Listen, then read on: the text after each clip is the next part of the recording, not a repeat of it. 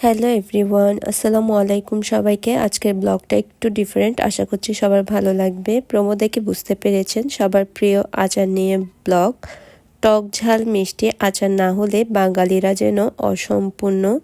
আমে, তেঁতুলের, জলপাই, রসুন আরও কত কি আচার পছন্দ করেন না এমন মানুষ খুঁজে পাওয়াটা দুষ্কর। এর নাম হোক বা ঘ্রাণ, শোনা মাত্রই জিভে পানি চলে আসে। প্রথমে কড়াইতে তেল গরম করে দারচিনি, এলাচ, তেজপাতা, শুকনো মরিচ, গোটা পাঁচফোড়ন আর রসুন কুচি, আদা বাটা, হলুদ, মরিচ, লবণ দিয়ে নিব। তাতে এবার জলপাই ভালোভাবে মিশিয়ে কিছুক্ষণ হালকা আঁচে রেখে দিব। জলপাই কেটে হালকা রোদে শুকিয়ে তেল মশলা দিয়ে আচার বানিয়ে সব পরিবারে তুলে রাখে সারা বছর খাওয়ার জন্য। এবার চিনি আর পাঁচফোড়নের গুঁড়ো দিয়ে দিব।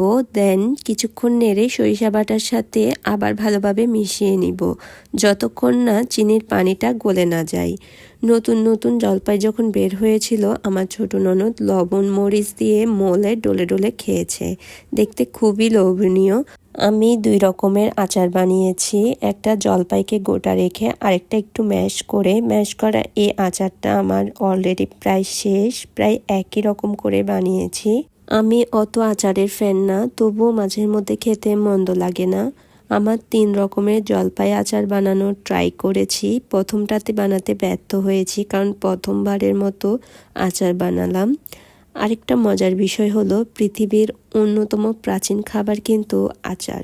আমি এত খাবার ওয়েস্ট করি, কিন্তু কেউ আমাকে ওভাবে বকা দেয় না। আসলে চেষ্টা না করলে মাস্টার শেফ হব কি করে।